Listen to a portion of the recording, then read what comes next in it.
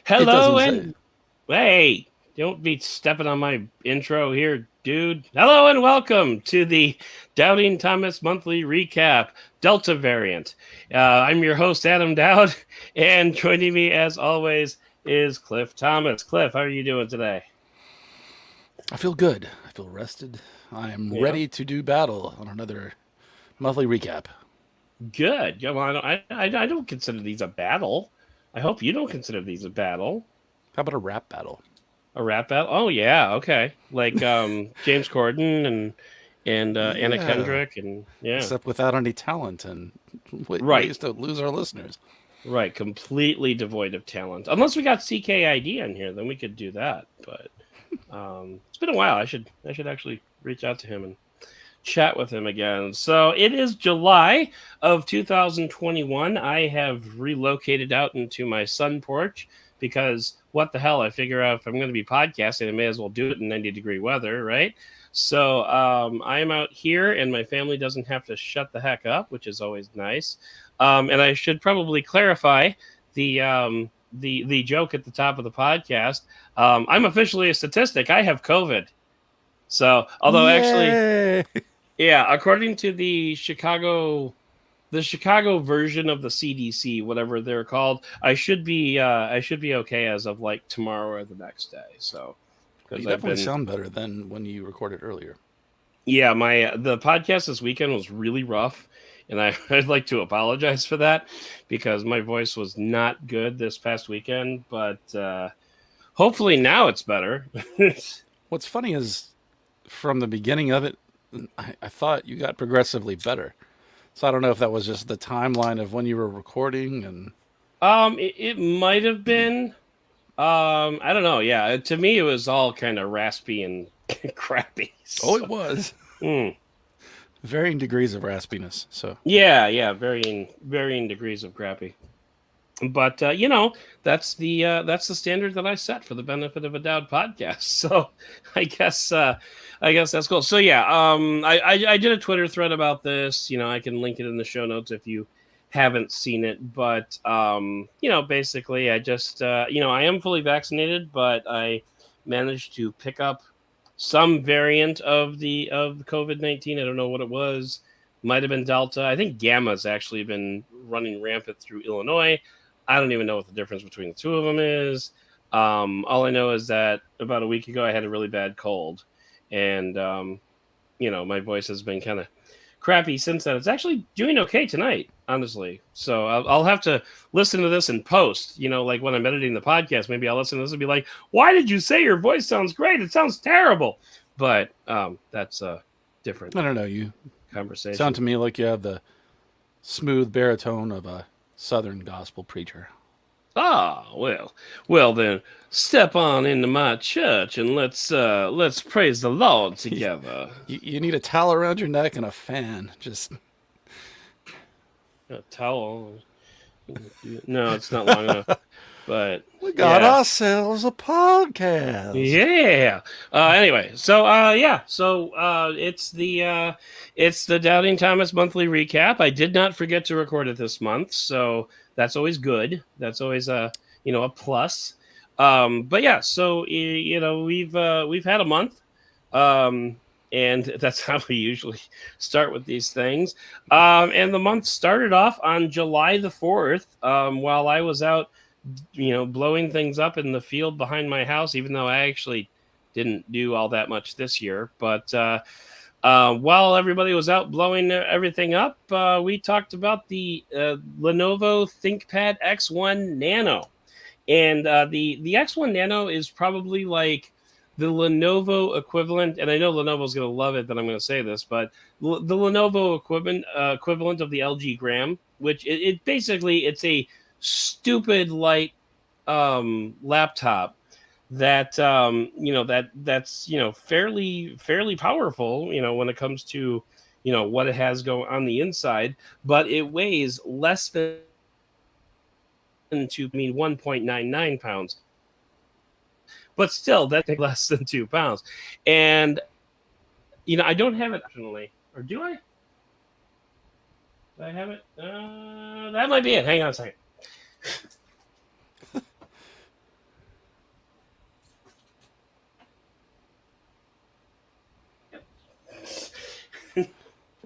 Ta-da! And that, kids, is what we call dead air. All right, so It was. yeah, I do have the ThinkPad X1 Nano here, and I'm going to do the traditional Michael Fisher flip, because that's what he does with the LG Gram when he's playing with. Oh, I can't believe it's playing. So he does it with much more panache than I do. But I mean, this is a fully functional laptop.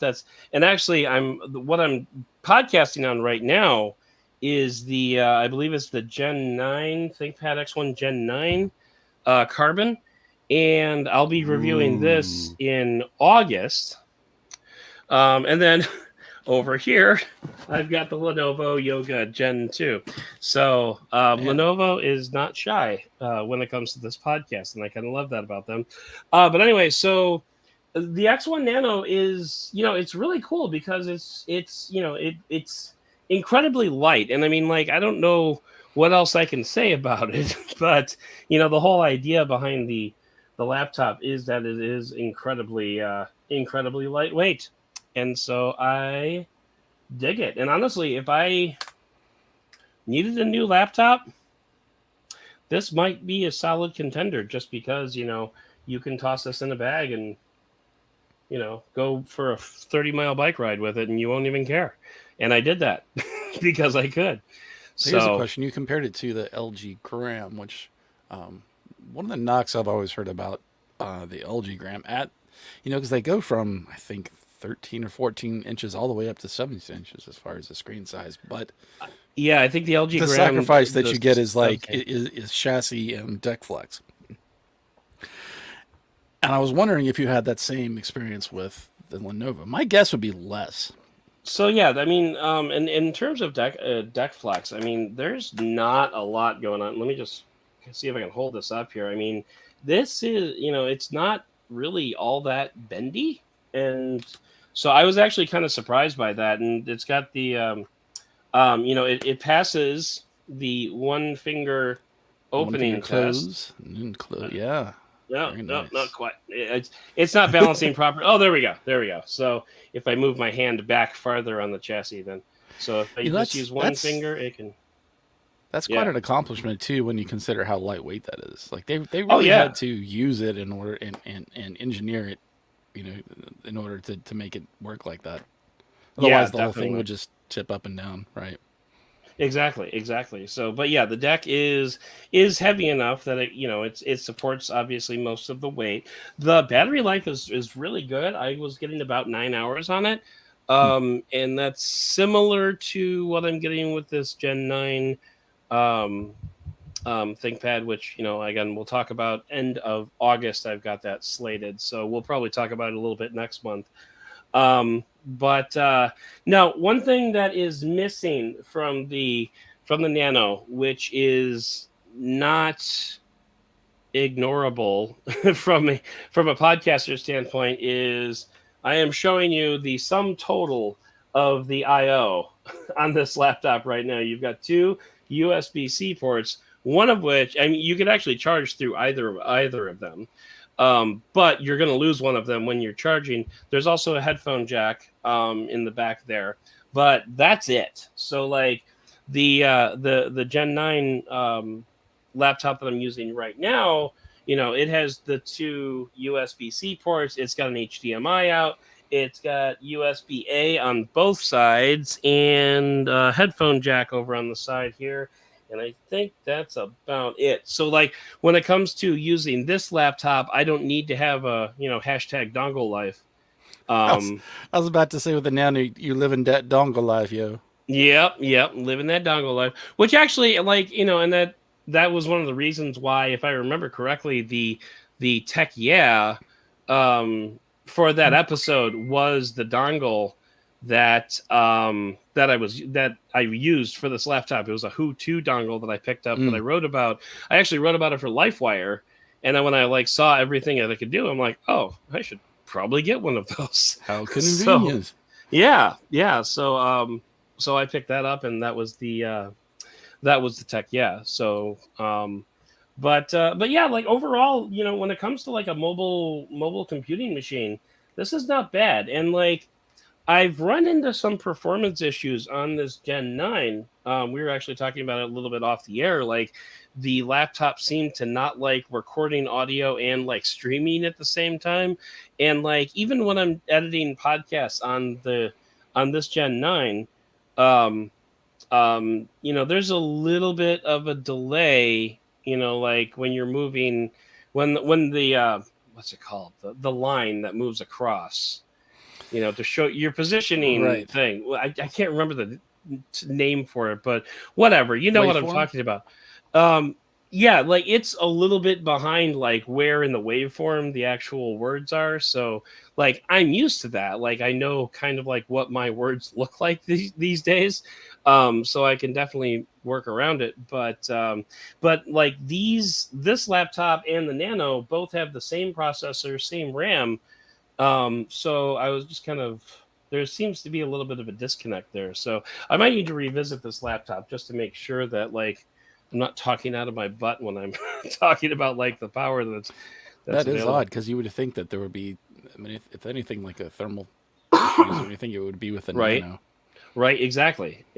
So, I'm kind of wondering if, I mean, like some of the components are obviously moved around a little bit. The speakers are on the side of this as opposed to the top of the deck on here, and so there's obviously components that are moved around. So maybe maybe it is a thermal issue. I don't know, but I'm gonna have to futz with it, and that's why I don't review laptops. I'd also just like hit the old software updates and see if there's any Yeah, yeah. specifically like driver stuff that gets updated. And that, I mean, I doubt that would make a difference, but you never know.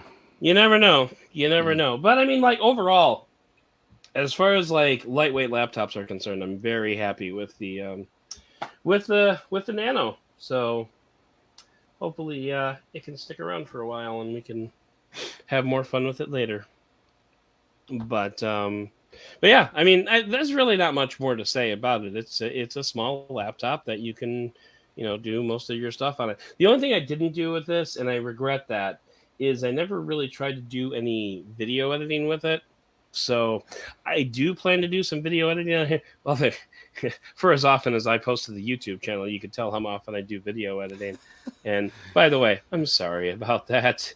But anyway, no, I'm planning on doing some video editing on this laptop probably later this week. So I might have a better baseline as far as that's concerned.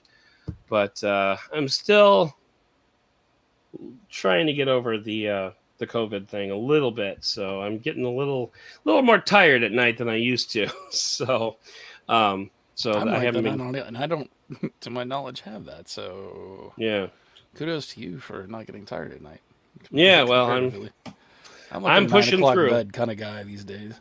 I'm pushing through. Oh, I'm still a midnight guy, but yeah. So anyway, as an aside, my wife also is tested positive for COVID, and she is not handling it nearly as well as I did. So Mm. like, it's still hurting her in a lot of ways. So I've been spending a lot of time, taking care of that stuff.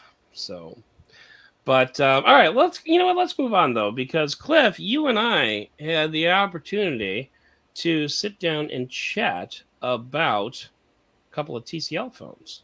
We did. So, are you still occasionally rocking Yeah, the the TCL 20S. 20S? Yes. Yeah, I haven't used it in about a week, but yes, I've been swapping back and forth between it and some other devices. very Still cool. a joy to use for a phone that's in the range that it falls. I feel like the more that I've used it, the more I've come to appreciate it. Kind of in the same way I did with the 10L. It's just when you swap between Android phones, and Android is Android, but it's just like getting a burger at a bunch of different places. Hmm. They may be burgers, but they all taste a little to a lot different depending on the Yeah, place and what you get on it. So yeah, I really like more than anything. I just think TCL has some, and I think we discussed this. Just I like TCL's. Excuse me. bless you. Start that sentence over, please. I like TCL's flavor of Android. I like the what I consider to be thoughtful touches Hmm. and niceties that they add to it. A lot of some things about the UI, even though it's a little closer to stock Android, that kind of remind me of One UI from Samsung, which I wouldn't be surprised. I mean, you wouldn't be surprised for a manufacturer to ape the most Yeah. successful flavor of Android out there, Hmm. from release for North America. But yeah, I mean the cameras are decent, the battery lives are really good, the performance is not bad, and yeah, the battery life is ridiculous. I don't know if you've had the same experience with the SE. Yeah, well, I mean, both of the phones have a 5,000 milliamp hour battery Mm-hmm. in there, so I mean, like, yeah, they're not messing around when it comes to that. Especially, I was looking to see the SE was somewhere around my table here, and I can't find it right now because, of course, I can't. But the one that is, within reach is the TCL 20 Pro. And I thought you were sending that back. I decided not to, but we'll talk about it later Oh, okay. So Cliff was if you holding want up to. that was the Realme shoot Realme GT 5G. GT5G. Okay, okay. Mm-hmm. So yeah, Cliff bought one, and I asked him if he wanted to do a review on it. And he's like, I'm going to set it back. I'm like, oh, okay. So because that's how Cliffs. Um, but hey, maybe we'll get a review out of it Yeah. after all. Maybe I'll send So it to you. oh, you could. You could. Anyway, so getting back to the TCLs. Yeah, I didn't have any battery life issues with the SE. I do have some battery concerns when it comes to the 20 Pro. Hmm. Smaller battery, 4,000 Right. milliamp hour. I'm sorry. I said right. Yeah, it's Oh got yeah, a 4,000 yeah. instead of 5. So yeah, and when it comes to um, the good news is that you can do some gaming on this phone. I can do some Call of Duty and stuff like that. The bad news is that sucks the battery so dry so fast. And it's almost a little goofy. But one other battery thing that I should probably just wait until my review to talk about that. Never mind, moving on. Moving on. And Right. No, I'll leave that in there. That's fine. But yeah, as far as the battery on the SE was concerned, never had any problems with making it through a day. But that's also because I never did any gaming on it. So, oh, you know what? and you probably wouldn't want to. At That's least funny. nothing beyond like really lightweight stuff. So a little inside baseball, folks. When I'm recording a podcast, I usually take the phones that I'm using and I shove them under a pillow next to me so that if they go off, it's very muted. I actually had the SE on my table, and I mistook it for the 20 for the 20 Pro, and shoved it under a pillow. And then, like while I was sitting here talking about the 20 Pro, I'm thinking, what did I just put under the pillow? So it turned out it was the SE. So anyway, so I do have the phone here with me. And actually, I'm going to be doing a review for this phone, a full review for this phone for Tech Advisors, I think. So having some conversations with them. So and this was brought up. So haven't heard back like definitively, like yes, definitely go do it. But if so, we will link that in the show notes, and you can see my full impressions of the phone. So, and actually, I might be doing more reviewing for Tech Advisors in the future. So we'll just have to see Well, how that's that exciting goes. news. It Yeah. is. It is. It is. Like it's funny because like I already don't have any extra time. So what the hell? Let's work for somebody else, right? Right. Because 4 jobs just isn't enough. Uh, but uh, but anyway, yeah. So when you're using the S, because you're flipping back and forth between a few different phones, so Right. what do you like about the phone? Like what do you look forward to using this phone for, and what are some of the things that you don't look forward to for using the S, like when you're switching to it? So Yeah, I have to think about that because um, I've been back and forth most recently, but mostly between the S, a little bit of the Realme GT, Hmm. and the Pixel for a 5G, because of the betas that have been released. Ah, okay. Right. I think that there's something about being so I don't know. I'm really weird Mm. in this respect. In that, number one, I really like underdogs.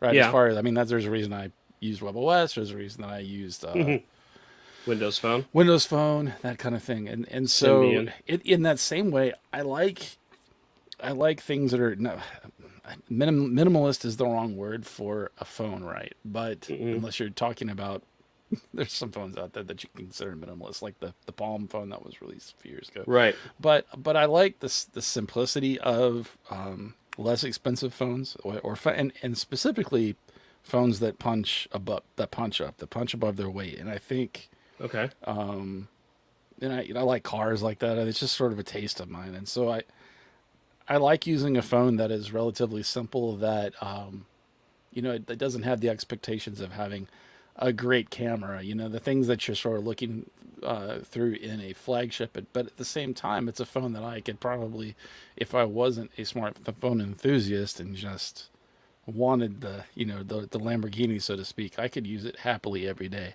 Okay. And so when you're talking about phones within that level, the less expensive phones, I think number one, TCL's display is just awesome, right? Yeah. So I think you're Absolutely. getting a higher end experience. I really feel like you're getting a $400 or $500 display experience in a $250, or unless you're talking about like an AMOLED. But I mean, anyway, it's a great display.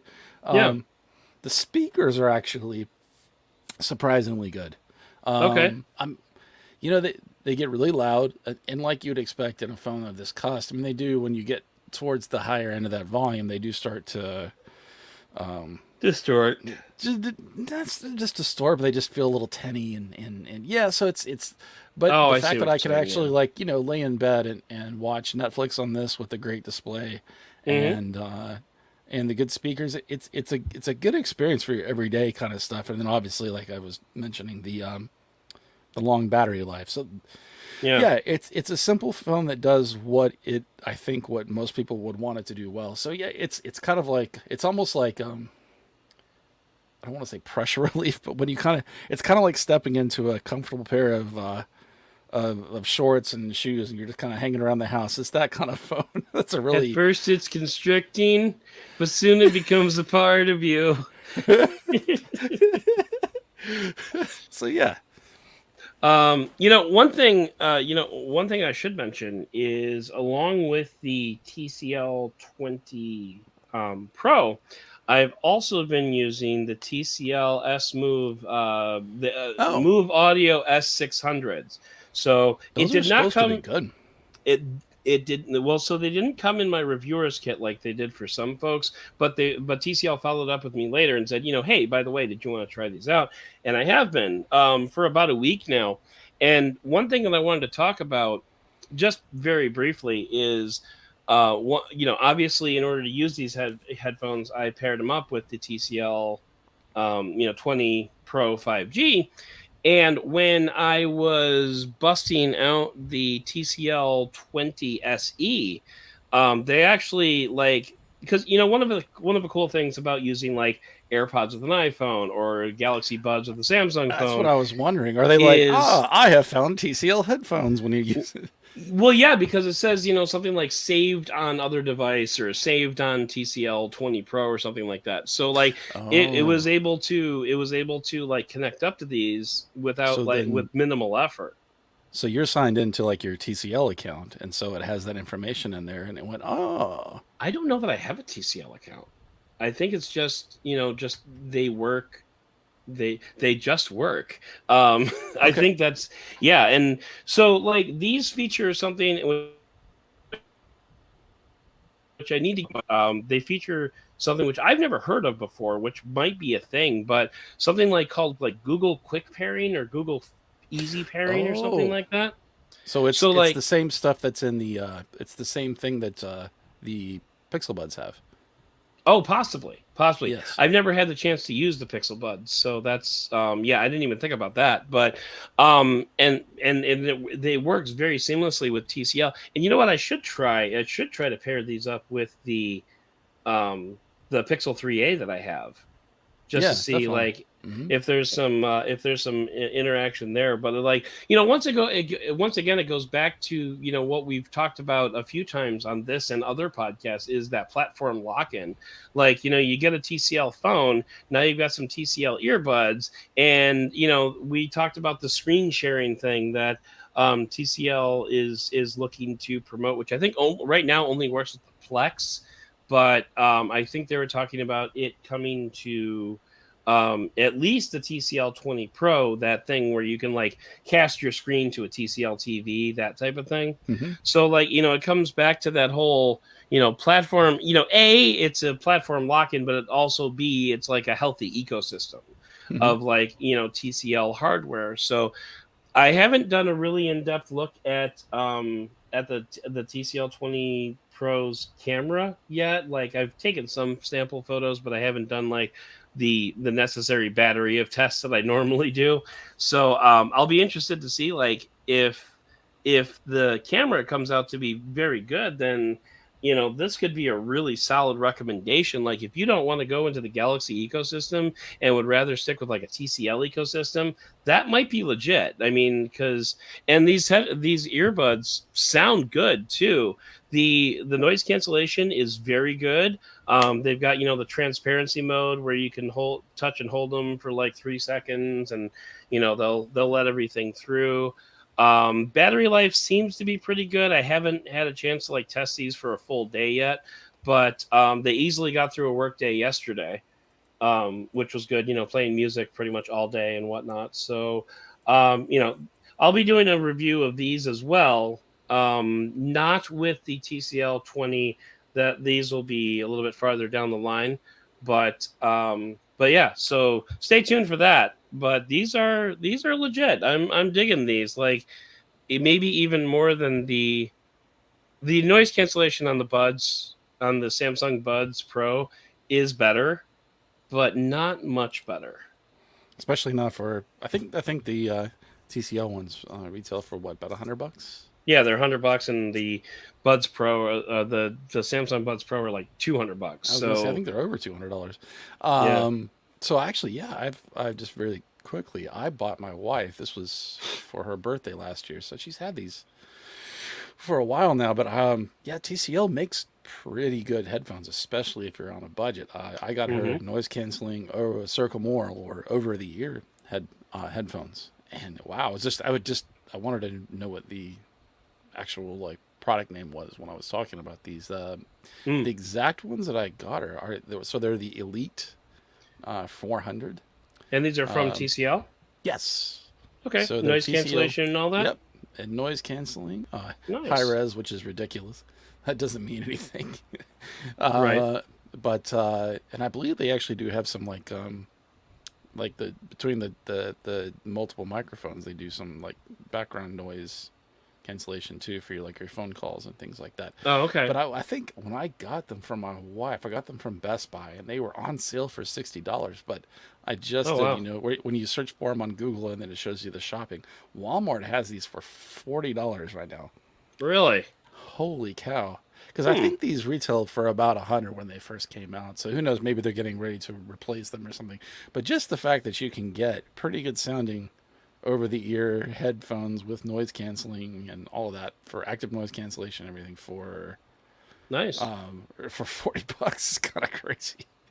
Anyway, And in a related note, I exchanged a couple of emails with Anker hmm, recently, so we might be looking at some Soundcore stuff too. So nice. we'll have to see. Anchor, I forget like how many pies Anchor has their fingers stuck into, because it's like they're just all over the map. Um, and it's funny because like I'm doing a bunch of writing for LifeWire, and um, I don't have like a specific set of like expertise. Like, oh, is that one of us? Is that Soundcore earbuds? That's their high end Nice. Soundcore. Really good, by the way. And the Um, fact that I like that with Soundcore stuff, you get, for some of the stuff that you would get with a high end pair, like a dedicated app that has profiles and all that kind of stuff, which is kind of nice. At least for the true wireless ones that I have. So anyway, I'm sorry. Oh no, but anyway, so the reason I thought to like reach out to them, I'd worked with them in the past. We did a couple of tech with like some of the charging tech. I think they had a charging pad and a couple of other things. But the reason I thought to reach out to them was like I was working on, some best headphones things, and Soundcore came up, and then I was working on something else, and there was another thing by Anker, and I'm like, wait, like, why I keep writing about Anker, and like, like for all these like different things, and I completely forgot that they had the Eufy sub brand for like smart home stuff, and it's just like, man, it's like they're just so all over the place, and like it's all budget stuff, which is great. Anker's kind of makes their bones in doing like budget stuff. This podcast not brought to you by Anker. Also, like last company standing on Amazon right now. Are they? Didn't they get pulled for a while, or am I misremembering? That was Aukey.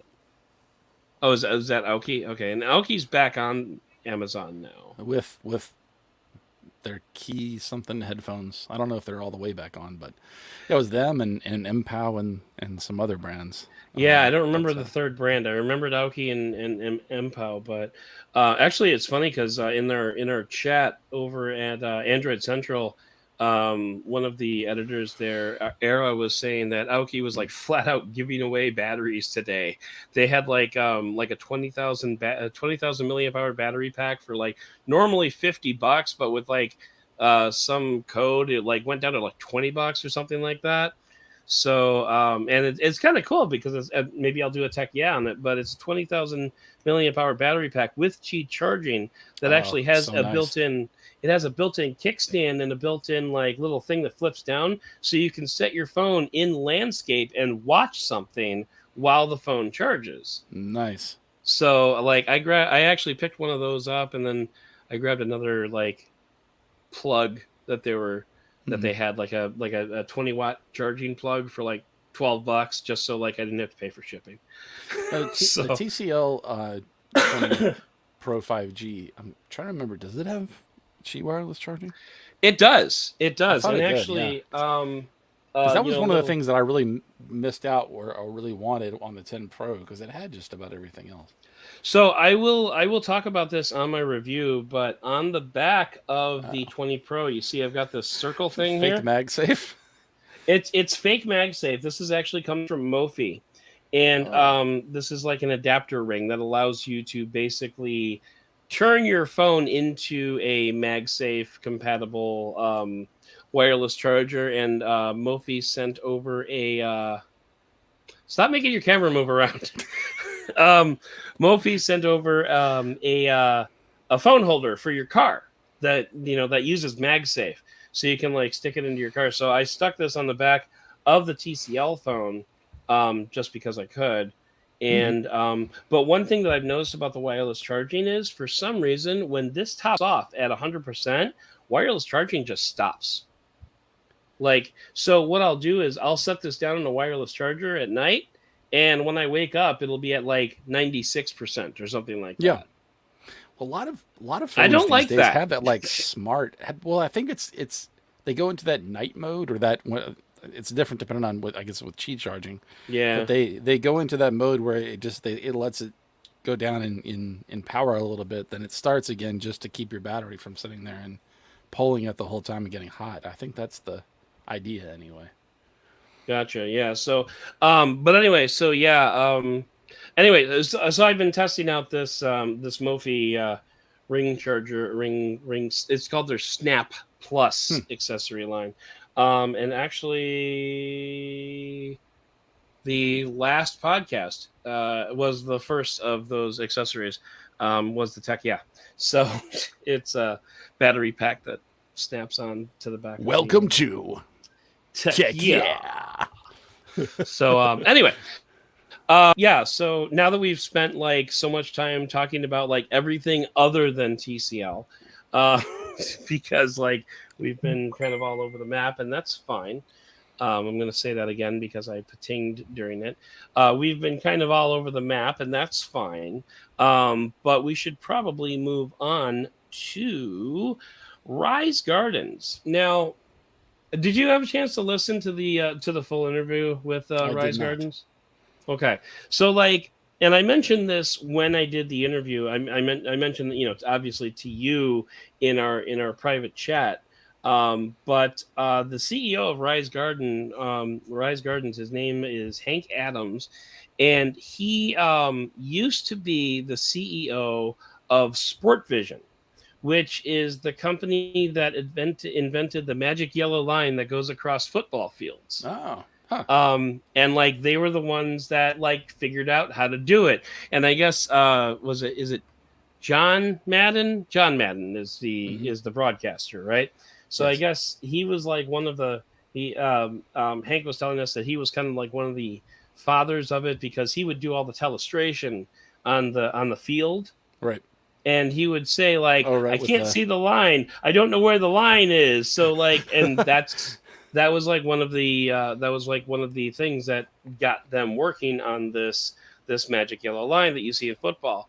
um for those of you who are listening to this as an audio form or format, we were both just like drawing just on the screen like we were gesticulating John on the Madden. screen, yeah. But anyway, uh, so yeah, so that was one of the reasons that they invented this yellow line, and Hank Adams described it as the best cocktail party job he will ever have, because like, yeah, you could have a conversation, and we talked for probably about 15 of the 40 minutes that we talked was about like sports vision, and because they didn't do that, they also did like the imaginary strike zone in baseball. And if you watch auto racing, you know how they have the graphics that like show, they have the, like all the statistics of a driver, and it points down to the car yes. as it's driving along. So they did that too.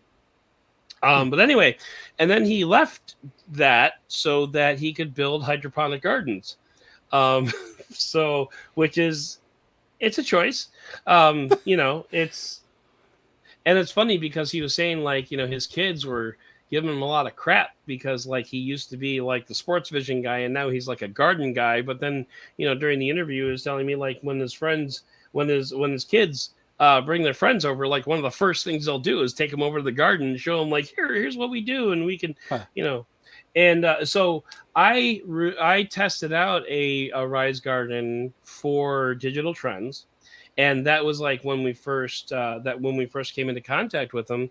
But one of the things that kind of stuck with me during the interview was the reason that Hank Adams wanted to build this Rise Garden was not necessarily because he's a gardener, although he is, but like he talked a lot about how like the food system in, like, not only just America but like around the world is kind of broken, Hmm.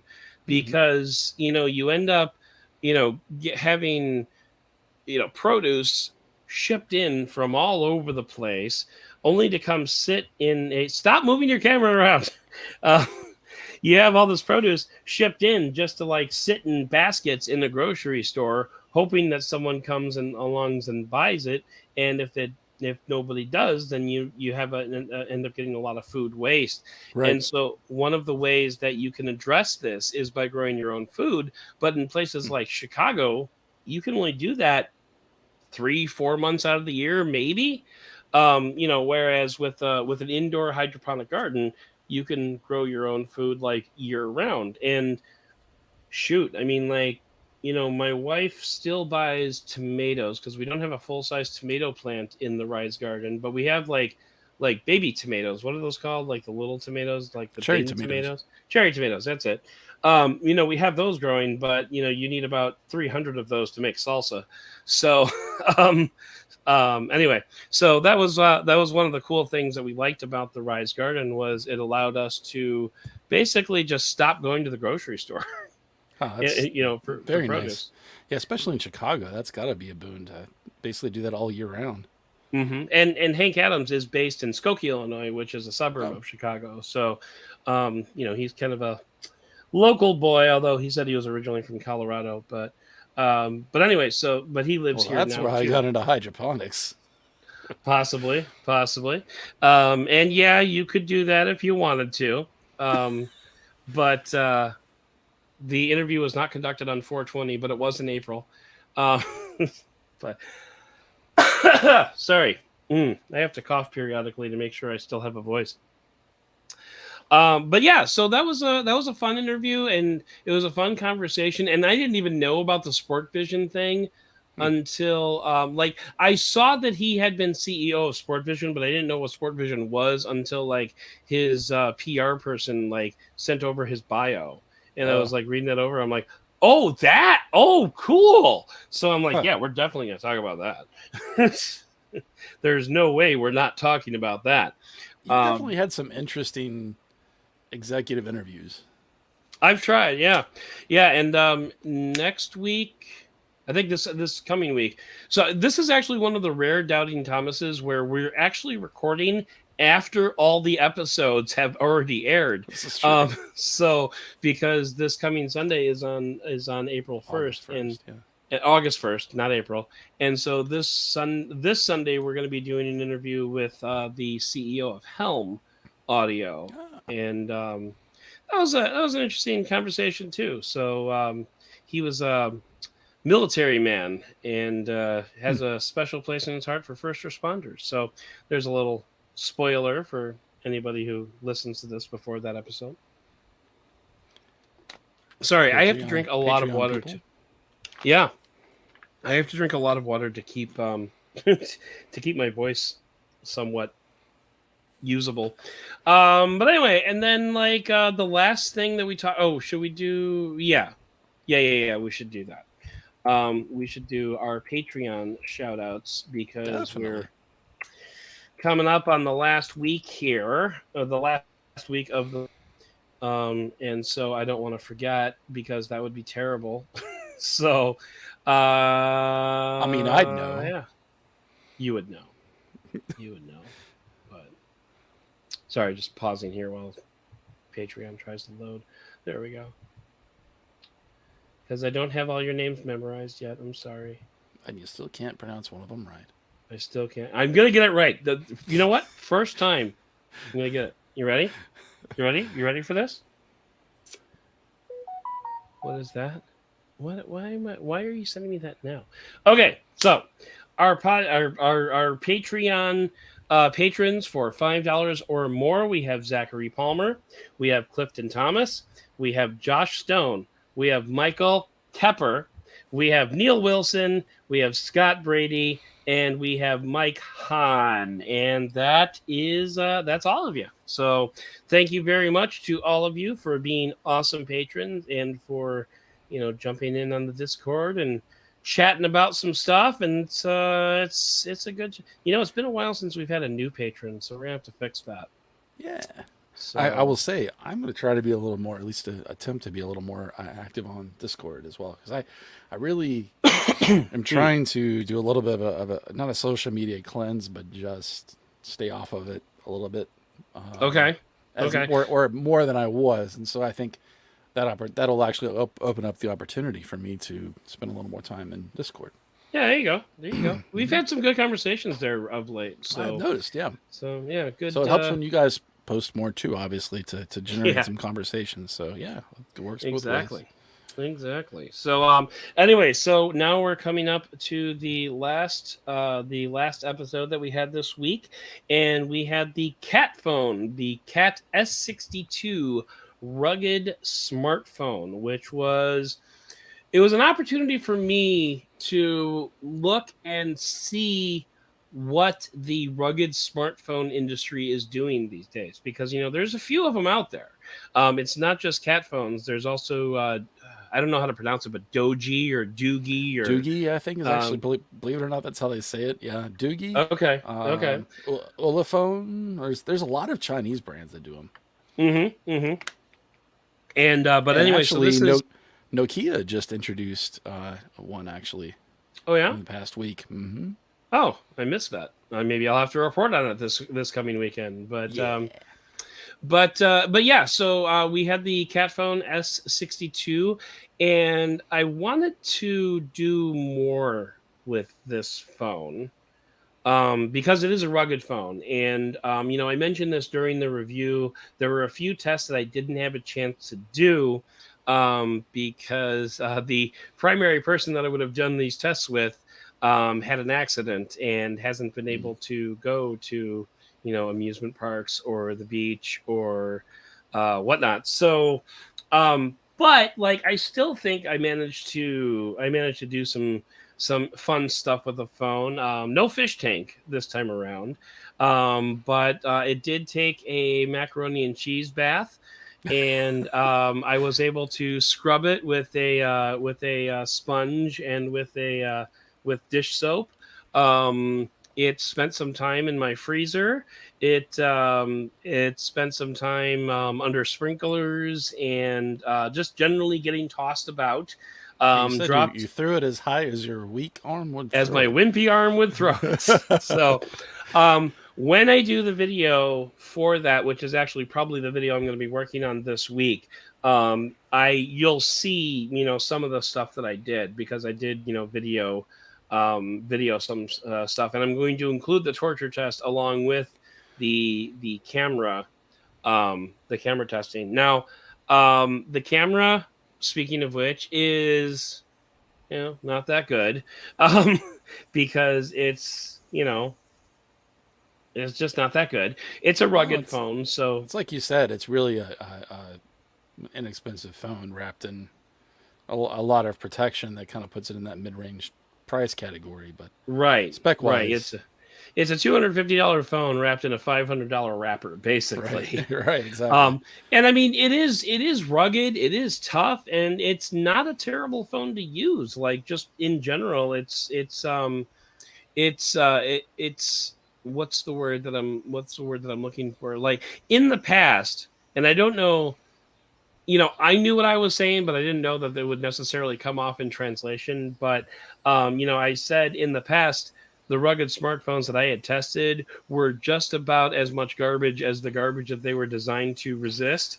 So, like, which is basically just a way of saying that they were not good phones. Like, they Right. were, mid-range pieces of bleep. And so like this phone was actually very usable. Like I was able to do most of the stuff that I would do on a normal phone, except for like gaming or video editing or anything like that. Like obviously it didn't have the horsepower for that, but it could stand up to just about anything that I could throw at it. And I really wanted to ride several roller coasters with this thing in my back pocket, but I wasn't able to get there. And I did want to go to the beach, but again couldn't make it because of unforeseen circumstances. But all the same, I Right. think I was able to put this phone pretty well through its paces. So here's a question then, Yeah. because I've heard something said to the effect of what I'm going to ask you as far as hey, first of all, a lot of especially the more expensive rugged phones have some stuff that's more specialized, especially if it's on a carrier branded one, like push to talk, Hmm. or if it has a FLIR infrared imaging camera built into it. Some of them actually have like like a laser level built in. So they just some things that you can't normally get on a regular smartphone without an accessory of some kind. Right. So with that said, I saw somebody who is in the industry say something to the effect of, "Don't buy a regular smartphone, just buy the smartphone you want, and then buy a case that's rugged." So Yeah. how do you feel about that assessment versus what you just used? That's a fair way to put it. That being said, I think a case only goes so far. Right. And I think that if you're going to take a Samsung Galaxy S21 and toss it into like an Otterbox, you're probably going to get a fair amount of protection there, but I don't know that you're necessarily going to get, especially like the shock absorption that Right. you would get. And the an Otterbox is not going to stand up to a chemical bath. but this phone is actually designed to do that. Like there's 4 different types of chemicals that this phone can stand up to, and I don't remember like the class 1 non-incendiary You read off or a lot of them on the yeah, podcast like there. it's Yeah. and obviously I'm not going to test that because that would melt my feet off, but like this phone is actually designed to stand up to that. I don't think you can stick an Otterbox into like a bleach bath and expect it to come out. You definitely get the shock absorption aspect of it, but I don't think that you're going to get quite the same level of hazard proofing that a rugged phone will give you. If I were working with my father still on a contractor construction site, I would probably rather have this phone than a different phone in an Otterbox. Especially if like that was your work phone, right? And then you maybe had Right. something else that was like your personal line or I something. would almost certainly swap out the SIM on the weekends.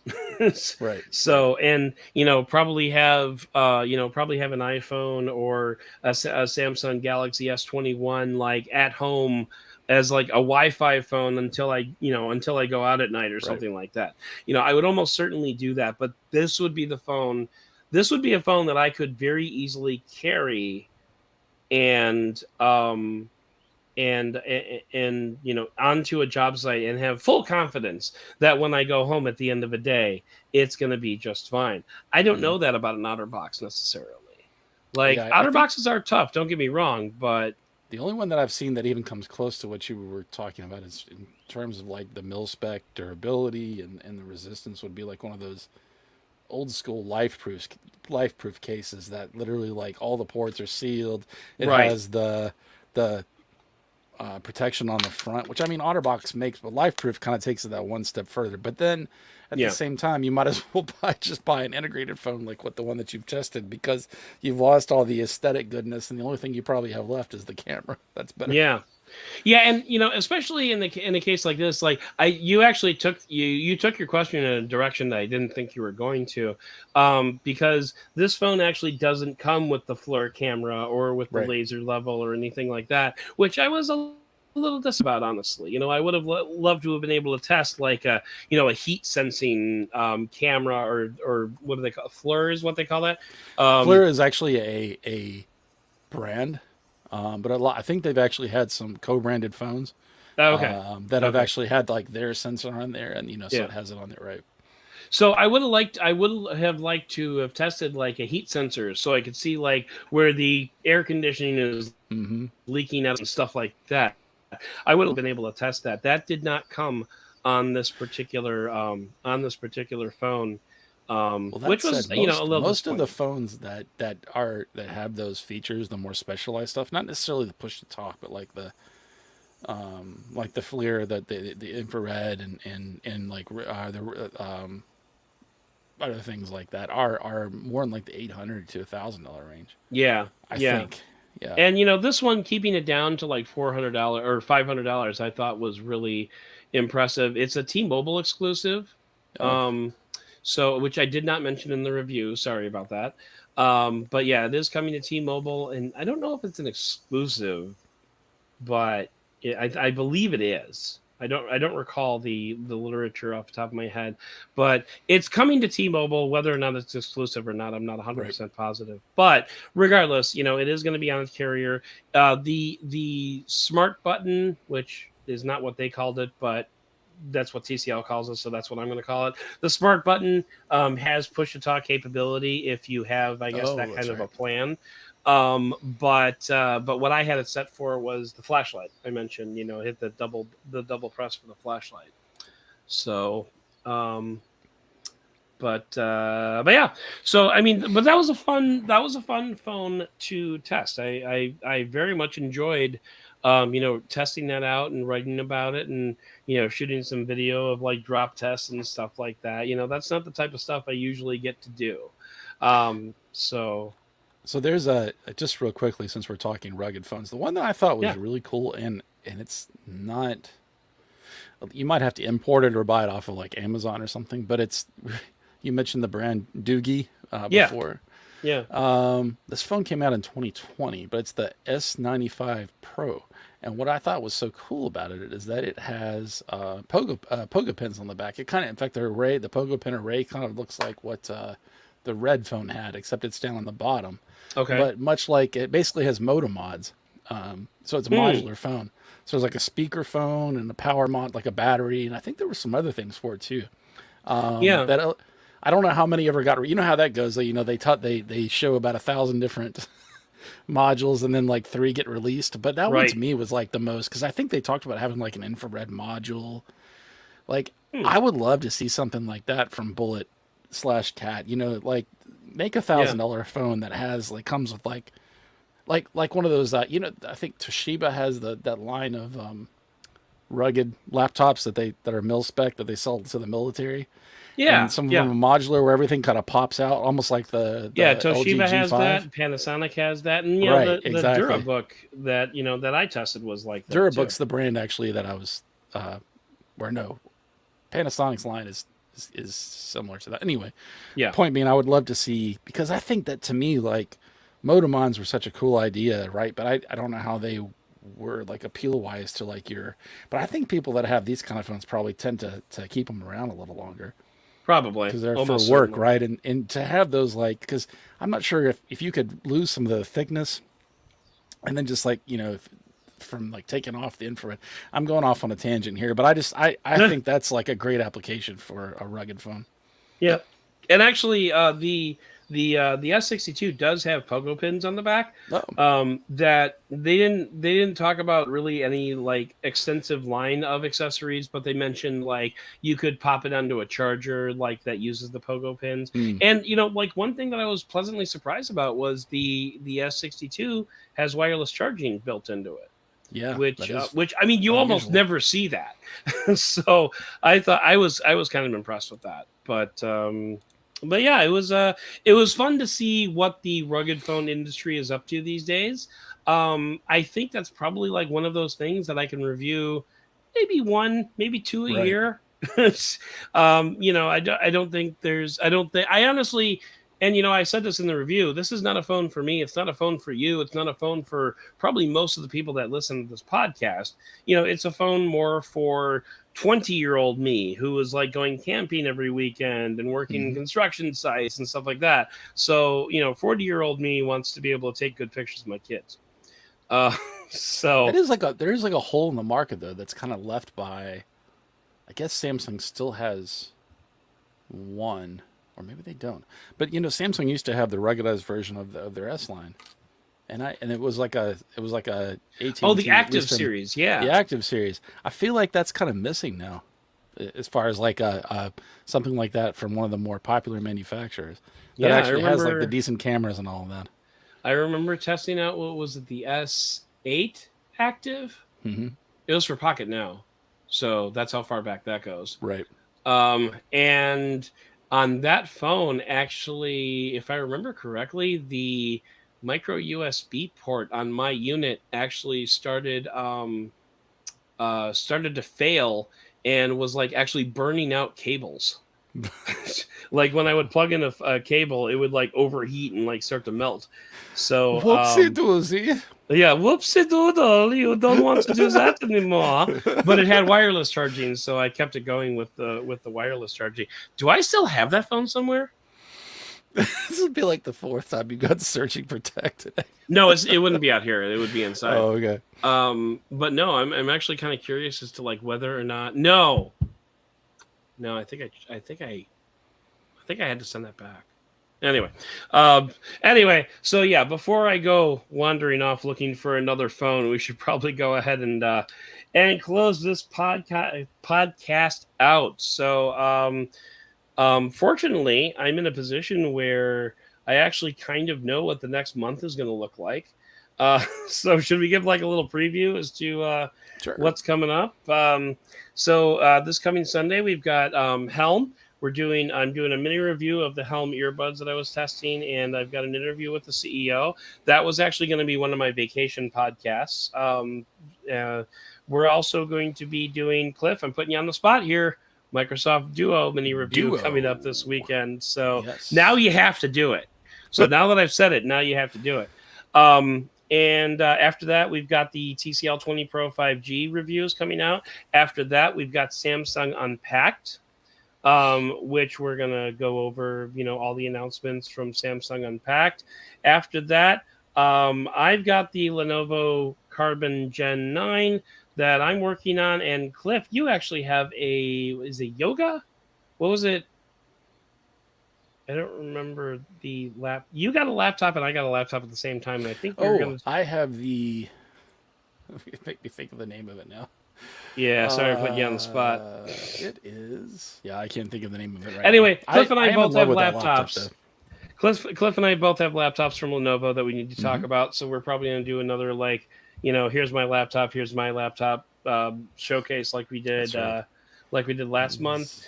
And then finally, at the end of the month, we have a throwback to the very first episode of this podcast. Do you remember what that was? I do not. It was Michael Fisher talking about foldables. Ooh. And Mr. Fisher is coming back at the end of this month to talk about the latest developments in the world of foldables. So basically post Unpacked. Yeah, basically. Well, so yeah, we're going to be talking about Unpacked for sure. The Unpacked podcast is a different set of guests, actually. But Michael is generally going to talk about where foldables are these days, getting his Moto Razr fixed. Which there was a video that dropped on that just a couple of days ago, so we're going to talk about that. And that's going to be fun. Also, Beyond a Doubt for August this month is going to be Cameron Summerson, who is one of the only tech editors to have ever fired me. So that laptop, by the way, is the. That's not going to be awkward. Not at all. That laptop is the ThinkPad X1 Fold. What? 6th generation, I believe. Not Fold. Or the Fold is the one that folds. Yoga. Sorry, Yoga. Yoga. Okay. I was about to say, wait a minute. You got a Fold? When did that happen? But anyway, no. So we're going to talk to Cameron Summerson this month as well.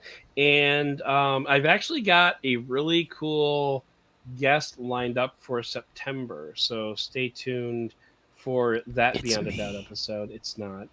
But I mean, it could be you. We could do a Beyond a Doubt about Cliff. But you have a pretty good. Stop moving your camera around. That was unintentional. But no, I don't know if that guest is going to be in September, maybe a little bit later. We haven't nailed down a date yet. But it's somebody I used to work with. Who is not really in the tech industry, though they kind of are, and she is a she. So it's going to be the first female guest on Beyond a Doubt. So, and it is not Christina Warren. So, because I know that's probably where Cliff went with that. But no, okay. But anyway, she has not been on the podcast before, so she'll be a newer. But I will say this, and if anybody can guess who it is based on this clue, I'll be very impressed. She is a not insignificant reason why this podcast is the way it is. So I'll let you chew on that for a while.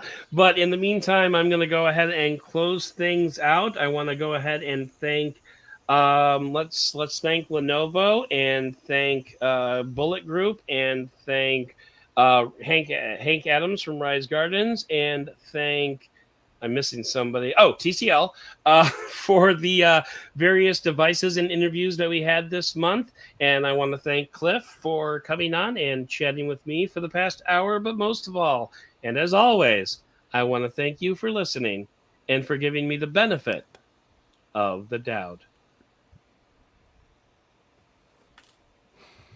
All right, I'm going to stop recording here. I'm going to stop recording, and then I'm actually going to push end broadcast.